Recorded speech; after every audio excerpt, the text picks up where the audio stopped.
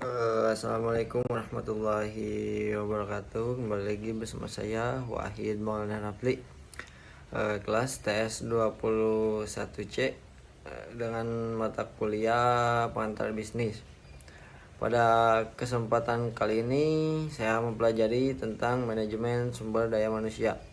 Sebelum membahas pengertian dari manajemen sumber daya manusia, saya pertama akan mencoba membahas mengenai apa itu manusia. Manusia menurut para ahli dikatakan sebagai makhluk sosial yang harus berinteraksi dengan orang lain.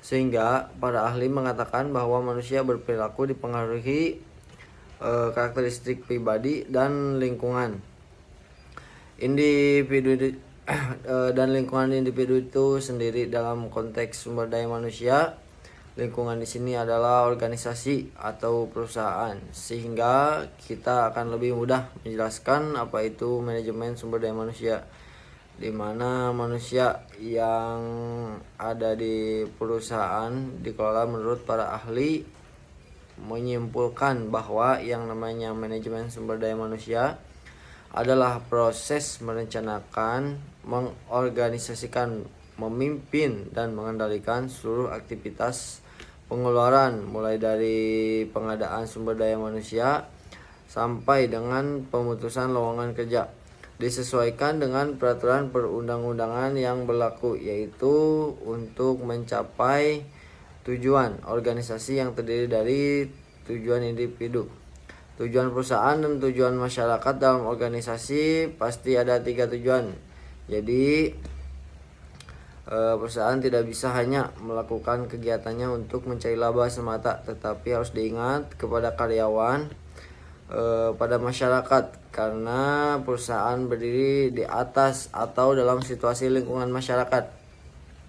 Fungsi-fungsi manajemen sumber daya manusia. Yang pertama, fungsi manajemen sumber daya manusia dalam perencanaan SDM. Di sini akan terlihat apa saja aktivitas yang dilakukan oleh manajer sumber daya manusia dari awal sampai akhir, biar semuanya sesuai dengan yang diharapkan. Kemudian yang kedua adalah pengangkatan dan pemberhentian karyawan.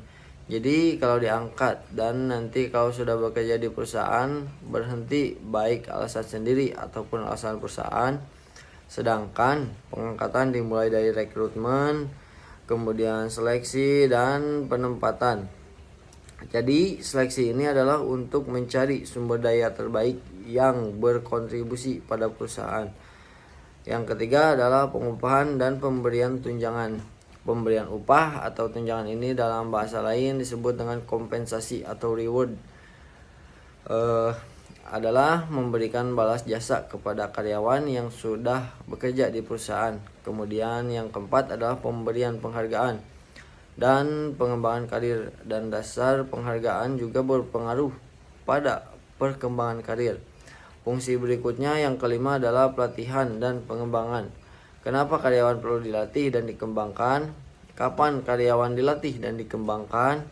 Dari mulai karyawan direkrut, setelah direkrut perusahaan lalu diterima, perlu dilatih orientasi lamanya. Kemudian setelah bekerja juga tetap dulu dilatih sampai pensiun nanti. Untuk apa? Agar karyawan bisa meningkatkan kompetensinya. Kemudian fungsi yang terakhir adalah kesehatan dan keselamatan kerja. Kemudian kepemimpinan dan produktivitas. Kesehatan dan keselamatan kerja seringkali diistilahkan dengan K3, untuk menjamin kenyamanan karyawan dalam bekerja. Kepemimpinan dan produktivitas, kesehatan, dan keselamatan kerja seringkali diistilahkan dengan K3 kan ya. Karyawan dalam bekerja selanjutnya menjamin kenyamanan karyawan dalam bekerja, keamanan karyawan dalam bekerja. Selanjutnya adalah kepemimpinan. Kenapa perlu dipimpin? Kalaupun pada karyawan sudah memiliki kemampuan dan kompetensi tertentu, kalau tidak dipimpin, maka ini hanya akan menjadi kumpulan dari para ahli yang tidak akan menjadi semacam timbul pemimpinlah yang nantinya bertugas membuat para karyawan yang kompeten. Ini menjadi satu tujuan sehingga produktivitas yang diharapkan perusahaan nantinya akan tercapai. Demikian mengenai pengertian dan fungsi-fungsi manajemen sumber daya manusia. Kurang lebihnya mohon maaf. Wabillahi taufiq wal hidayah. Wassalamualaikum warahmatullahi wabarakatuh.